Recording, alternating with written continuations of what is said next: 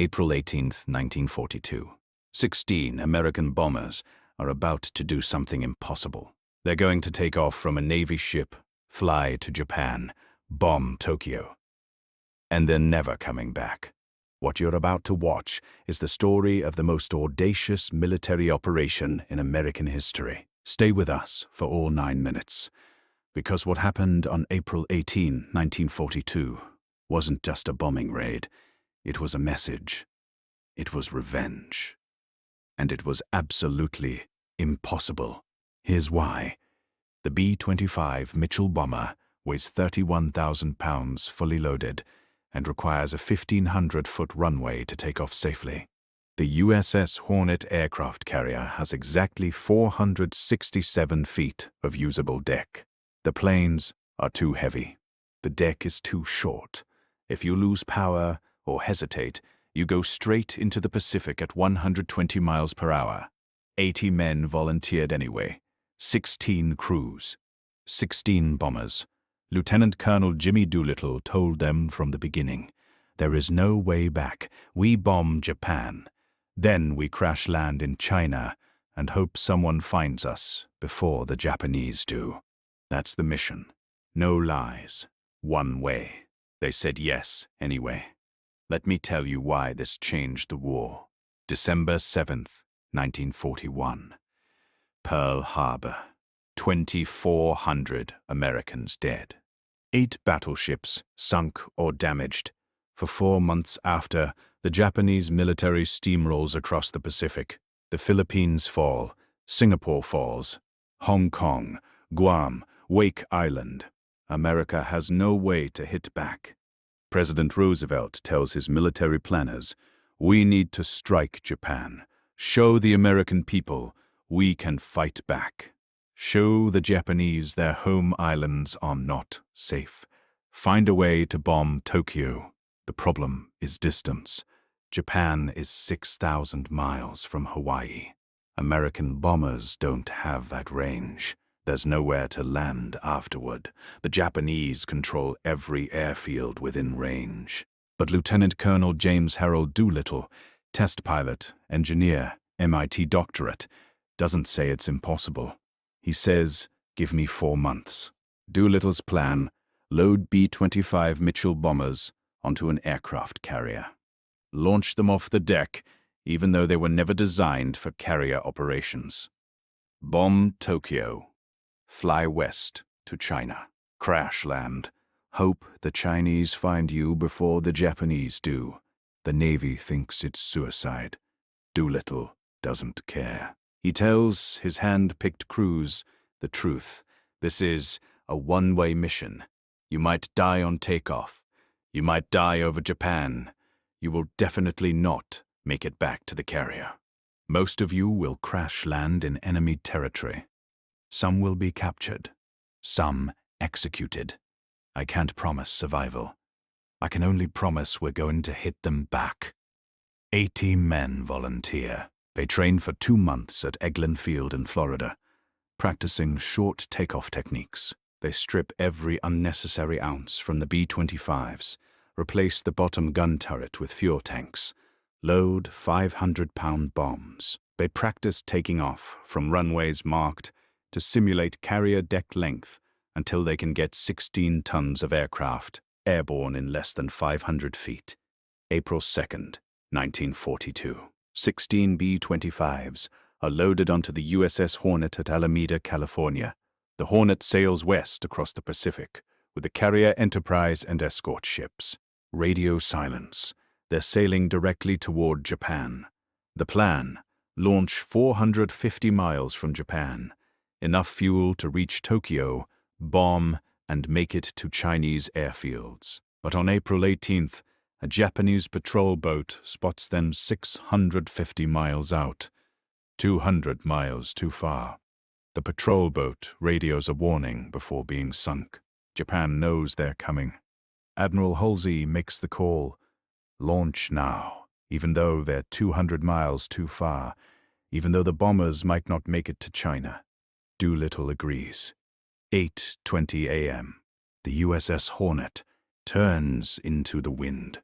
The sea is rough, The deck is pitching.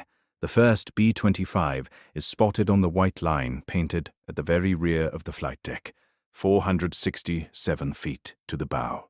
Doolittle is flying the lead aircraft. He's already told his crew, "If anyone dies today, it should be me first." Doolittle runs up his engines to full power. The bomber shakes against the wheel chocks. The flight deck officer holds the checkered flag high, then drops it. Doolittle releases the brakes.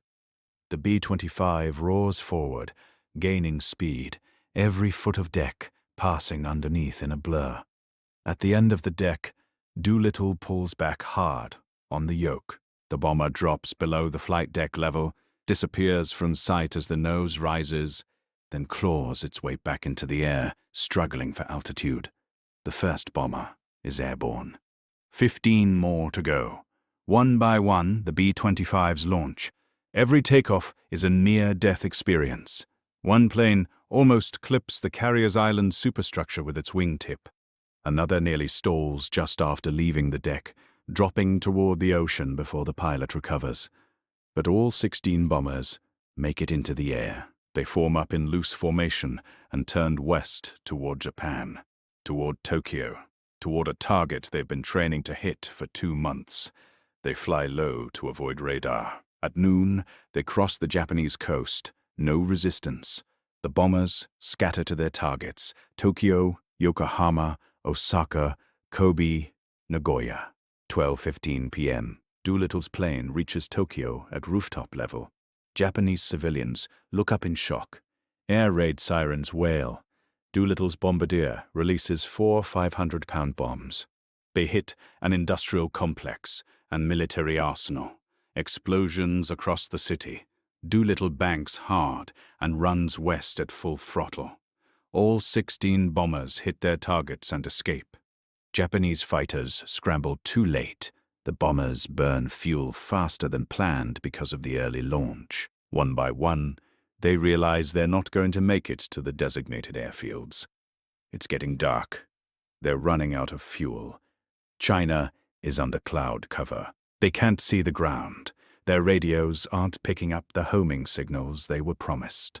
15 crews make the decision to bail out or crash land. One crew diverts to the Soviet Union and is interned for over a year. The other 15 crews bail out over China in the darkness. Parachutes open over mountains and farmland. Men hit the ground hard. Some are injured. Some land in rivers. Some land in trees. Some land in Japanese-controlled territory. The Chinese resistance begins searching immediately.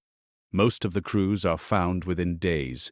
Chinese civilians hide them from Japanese patrols. They're moved from village to village, smuggled toward the coast, eventually evacuated by American forces. 69 of the 80 raiders make it out of China alive. 8 men are captured by the Japanese, transported to Tokyo, imprisoned, tortured. A military tribunal sentences them to death for war crimes. 3 are executed by firing squad. 1 dies of disease. 4 survive as prisoners. The Japanese response is brutal. Chinese civilians who helped the raiders are hunted, villages burned. The Japanese launched the Zhejiang Jiangxi campaign to punish the Chinese population. An estimated 250,000 Chinese civilians are killed in retaliation. But the strategic impact is exactly what Roosevelt wanted. The raid shocks Japanese high command.